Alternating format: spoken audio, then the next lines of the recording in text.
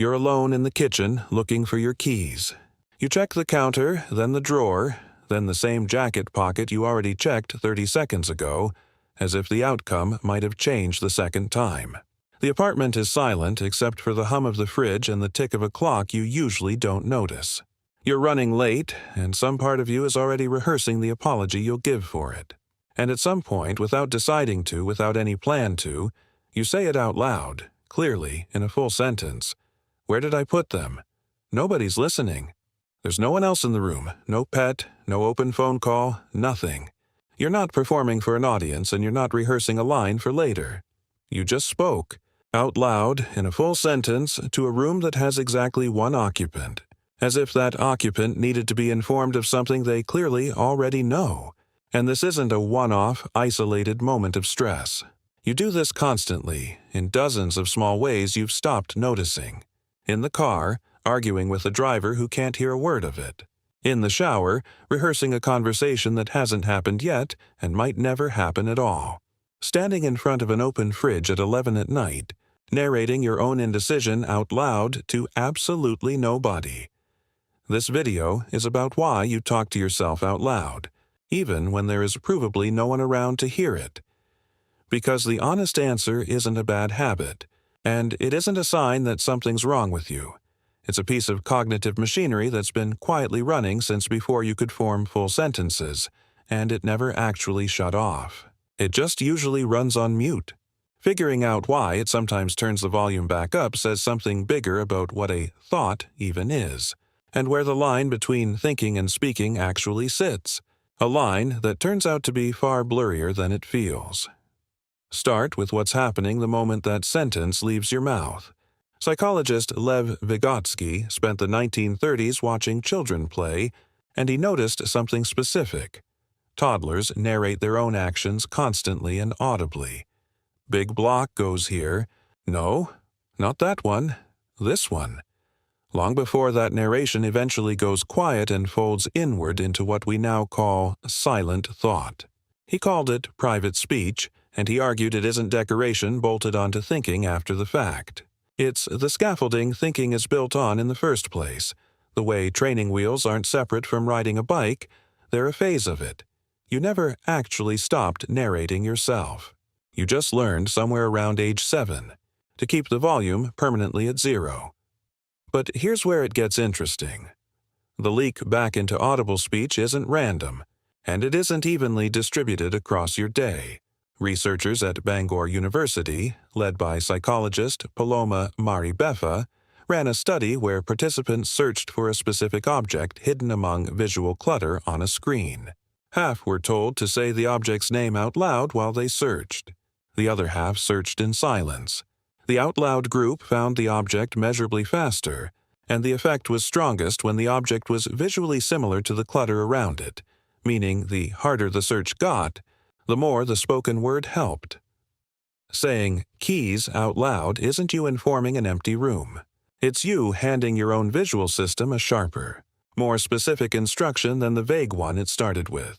The same way a search engine returns better results for a precise query than a vague one. That's the mechanism, working correctly, but it still doesn't explain why some tasks trigger it and others never do. For that, psychologist Gary Lupyan's research at the University of Wisconsin-Madison found that self-directed speech spikes specifically during tasks that are difficult, unfamiliar, or carry some kind of real stakes, and stays almost completely silent during tasks your brain has fully automated. You don't narrate brushing your teeth or tying your shoes.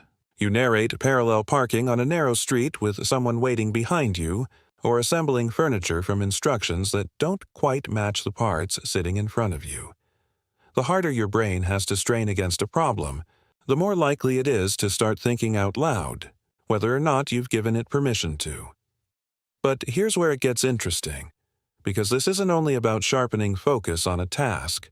It's also, separately, about control over your own emotional state. A study published in the Journal of Personality and Social Psychology, led by psychologist Ethan Kross, found that people who coached themselves through stressful tasks using their own name or the word you instead of I performed. better under pressure, and reported less anxiety afterward than people who stuck to first person throughout. "You've got this" changes something in the brain that "I've got this" simply doesn't manage to.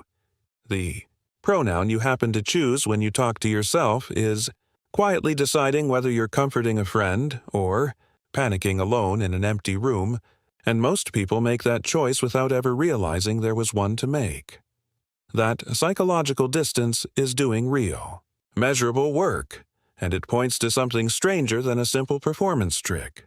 When you address yourself as you, your brain processes the sentence more like it's receiving advice from an outside source, even though you generated every single word of it yourself, start to finish, alone. In effect, some of the most useful things anyone will ever say to you, mid-deadline, mid-crisis, mid-spiral at 11 at night when nobody else is awake, will come out of your own mouth, and part of your brain will believe them more precisely because it doesn't fully register that you're the one who said it. You are not just alone with your thoughts in that kitchen. You are occasionally being coached by a version of yourself that speaks like someone else entirely. But here's where it gets interesting again, because this habit doesn't stop at strategy and comfort. There's also a physical component researchers didn't originally expect to find. A study out of the University of Michigan found that people speaking to themselves out loud during a stressful public speaking task showed measurably lower physiological stress markers, including heart rate, than those who stayed silent, even when the content of what they said was word for word identical. It wasn't only the words that mattered. It was the act of physically voicing them. Something changes in your body the moment a thought crosses the threshold from silent to spoken, even when nobody but you crosses that threshold alongside it. And it isn't only stress and searching. There's a developmental piece too, one that shows up decades before most of the studies above were even conducted. Speech-language researchers have long tracked what's sometimes called the verbal mediation period, where children rely on audible self-talk to manage their own behavior, literally telling themselves, "Don't touch hot," before pulling a hand back. Adults who never fully lost this under stress aren't behaving abnormally. They're reverting to the exact strategy that worked when their prefrontal cortex was still years from finishing construction, because in a pinch, it still works. The habit you think you grew out of at 7 was never gone. It was filed away as backup, waiting for exactly the kind of moment that's hard enough to need it again, and there's one more layer to this that most people never think to ask about: what happens when the you being addressed isn't even the same person from moment to moment. Linguist and cognitive scientist research on self-talk has noted that people frequently switch between first, second, and even third-person mid-thought without noticing, referring to themselves by name in a moment of frustration. Come on, your own name. Focus, a pattern most common in high performers under observation, including elite athletes coached to do it deliberately before a competition. Naming yourself the way a coach would name you isn't a quirk. It's borrowing the psychological effect of being coached without needing an actual coach present. You contain, apparently, enough versions of yourself that one of them can step outside and shout instructions at the rest. But here's the late pivot to all of this, because the exact same system that helps you find your keys, calm yourself down, physically lower your own stress, and manage your own behavior can also misfire, badly and quietly, without ever announcing that it's doing so. Clinical psychologists studying anxiety and depression describe a version of this that isn't helpful at all: persistent, uncontrollable internal narration with a hostile tone. Not "where are my keys," but a running, critical commentary that won't switch off no matter how tired you are of hearing it, night after night, on a subject you never agreed to keep revisiting. The mechanism that helps most people focus, self-soothe, and physically de-stress is the identical mechanism that, tuned differently, can trap someone in a loop with no obvious exit, using the exact same wiring that, for someone else, finds a missing set of keys in under a minute. The same voice capable of saying, "You can do this," is, in a different mind, capable of saying only the opposite, on a loop, uninvited. And both versions are running on the exact same machinery, just pointed in different directions.